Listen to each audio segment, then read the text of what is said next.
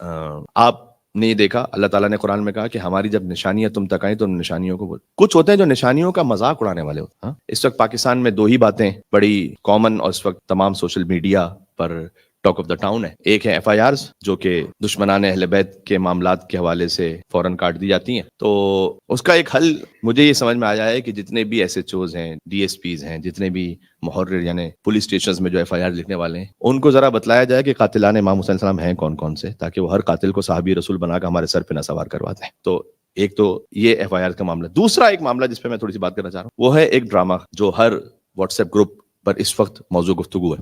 غالباً فرقہ عشق اس کا نام ہے اور اس میں کچھ ایسے مناظر دکھلائے گئے کہ جہاں امام حسین علیہ السلام کی عزاداری کے دوران ایک لڑکا اور لڑکی ملتے ہیں اور کبھی سبیل پر کبھی جلوس میں. تو اس میں بظاہر عزاداری ابا عبداللہ حسین علیہ السلام کی اہانت اور توہین ہو رہی ہے. نامحرم خاص مل رہے ہیں جلوس میں عزاداری میں اور اس کو اس تھیم پر بنایا گیا کہ لڑکا اہل سنت سے اور لڑکی تشیع سے ہے. تو یہ کہ شیعہ اور سنی کا ازدواج ہو اور اس کے بعد اس کا جو اس وقت تک کا سامنے معاملہ آیا کہ اس سے جو اولاد ہو وہ کہتے ہیں کہ ہم نہ اپنی اولاد کو شیعہ کریں گے نہ سنی کریں گے بلکہ ہم مسلمان رکھیں. خود یہ والی جو ایک بات ہے یہ بارز مادہ بڑی امپریکٹیکل بات ہے اس لیے کہ جو بھی وہ اولاد ہو یا کوئی بھی انسان ہو تو یہ کہتا ہے کہ میں نہ یہ ہوں نہ وہ ہوں بلکہ میں تو مسلمان ہوں.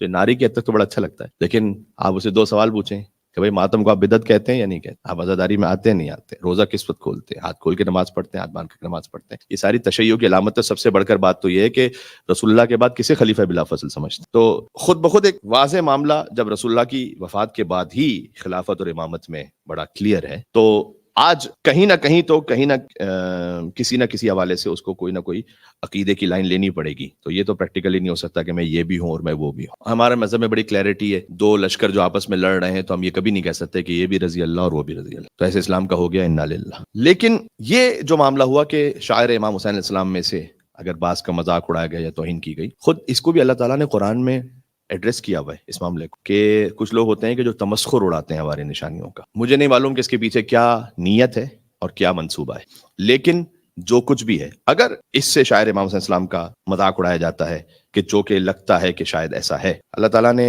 حضوا کا لفظ بھی قرآن میں استعمال کیا ہے اور سخریہ کا لفظ بھی قرآن میں استعمال کیا ہے. تقریباً 7 اور 34 جگہوں پر ملا کر ہو گئے 41 مقامات ہیں جو اللہ تعالیٰ نے مذاق اڑانے پر بات کی ہے. کافی امپورٹنٹ ٹاپک ہے کہ ہماری نشانیوں کا کچھ لوگ مذاق اڑاتے. مثلاً خود وَإِذَا لَقُوا الَّذِينَ آمَنُوا, جب یہ ملاقات کرتے ہیں صاحبان ایمان سے, قالوا آمنا, یہ کہتے ہیں کہ ہم ایمان لے کر آئے ہیں. وَإِذَا خَلَوْا إِلَىٰ شَيَاطِينِهِمْ, جب اپنے شیطانوں کے پاس جاتے ہیں, قالوا إِنَّا مَعَكُمْ, کہتے ہیں ہم تو تمہارے ساتھ ہیں. انما نحن مستہزئون, ہم تو مذاق اڑا رہے ہیں. یہ معاملہ ایسا نہیں کہ پہلی عبادت کے ساتھ ہو رہا ہے, ہم اس وقت تھوڑا سا بھی جاگیں, ورنہ یہ شاعر اسلام کے ساتھ مذاق اڑتا رہا اور ہم بھی اس کو بڑے ہنس ہنس کے انجوائے کرتے رہے.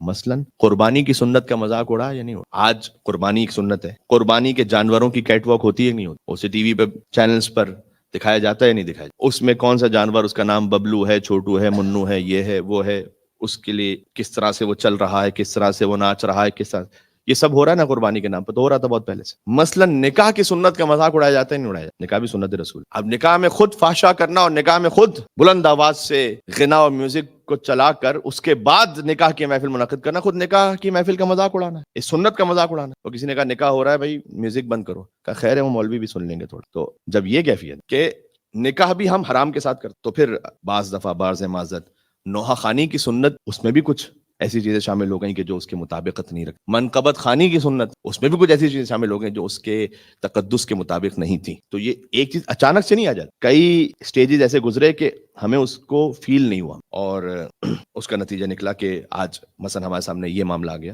تو ایک تو یہ کہ سوشل میڈیا پر جو کچھ پروٹیسٹ ہے وہ تو ہو ہی رہا ہے, ہمیں بھی اپنے اخلاقی معیار کو بلند کرنے کی ضرورت. اچھا میں آپ سے ایک بات کہوں, ڈیٹیل میں نہیں جاؤں گا خاص وجہ سے, کیا مذہبی مقدس مقامات پر اس قسم کے کام, نامحرم کا ملنا مثلاً, کیا یہ پریکٹیکلی ہوتے ہیں یا نہیں ہوتے؟ آپ مکہ, مدینہ, عراق, ایران, آپ یہ نہیں کہہ سکتے کہ بالکل نہیں ہوتے. یہ ہمارا اخلاقی انحطاط ہے, اس کو جب تک نہیں مانیں گے.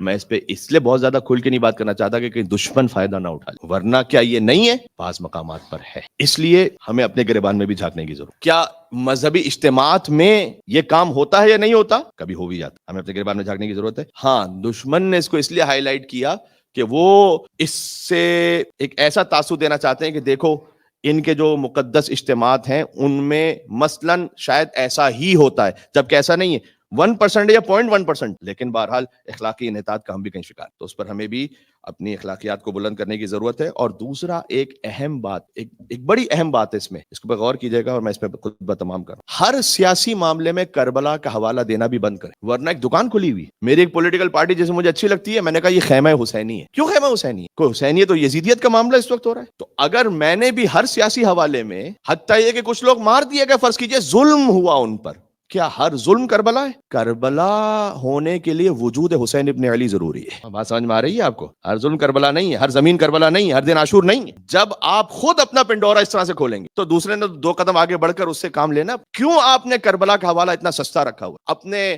ہر پولیٹیکل دشمن کو، اپنے ہر ایسے شخص کو کہ جو مجھے ناپسند، ہم کہتے ہیں یہ تو یزید ہے. بہت کامن ہے یا نہیں؟ ہمیں حق نہیں ہے. اور اگر ہم نے یہ کیا اور ہر معاملے کو یہ بنایا کہ جو کبھی کبھی نیوز میں بھی آتا ہے، مثلا ایک جگہ ظلم ہوا، کچھ لوگ شہید ہو گئے، یا کچھ لوگ ویسے ہی جاں بحق ہو گئے کسی اور سیاسی معاملے میں، ہم نے کہا سیالکوٹ میں آج کربلا برپا ہو گئے. کیوں ایسی ہیڈ لائنز بنتی ہیں؟ یہ ہم نے خود کوتاہی کی. ہر جگہ کو، ہر معاملے کو کربلا بنا کے رکھا ہوا. ہم نے کربلا کو کوانٹٹی میں لے کے رکھا ہوا ہے کہ کربلا میں 72 شہید ہوئے تھے، تو اگر کہیں 100 شہید ہو جائے تو ہم نے کہا کہ یہ بھی کربلا ہے. اس کا مطلب ہے کہ ہم نے امام حسین السلام کے خون کو 100 کے برابر رکھا ہوا ہے. جہاں حسین ابن علی کی شہادت ہے وہ کربلا، باقی جگہوں پر ظلم ہے لیکن ہر جگہ کربلا نہیں ہے. اس طرح سے آپ اس مقدس معاملے کو کھلا نہ چھوڑیں کہ جو بھی اپنی مرضی سے جو اس میں آ کر ملاوٹ کرتا رہے وہ کرتا پھر. اس بات کو بھی سمجھنے کی ضرورت ہے.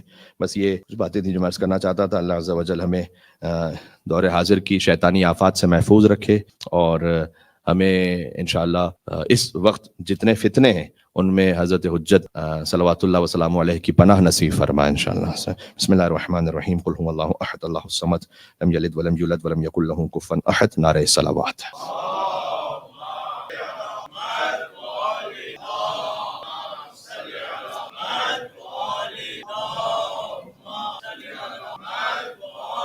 بسم اللہ الرحمن الرحیم. لا حول ولا قوة الا باللہ العلی العظیم. والصلاة والسلام علی اشرف الانبیاء والمرسلین سیدنا و مولانا بالقاسم محمد. اللہم صل علی محمد وعلی آلہ الطیبین الطاہرین المعصومین.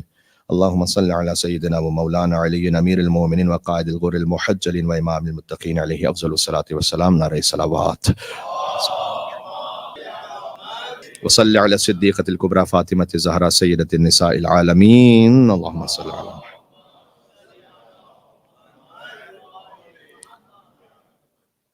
وصلی علی سبط الرحمہ و امام الہدی الحسن والحسین سید شباب اہل الجنۃ اجمعین. اللہم صل علی محمد و علی محمد وعلی علی ابن الحسین و محمد ابن علی و جعفر ابن محمد و موسیٰ ابن جعفر و علی ابن موسیٰ و محمد ابن علی وعلی ابن محمد والحسن ابن علی علیہم السلام. الصلاة والسلام علیک صاحب العصر والزمان بیمنہ رزق الورا و بوجودہ ثبتت الارض والسماء. اللہم عجل فرجہ الشریف انہم یرونہ بعیدا و نراہ قریبا. نعرہ صلوات. اللہم صل علی محمد.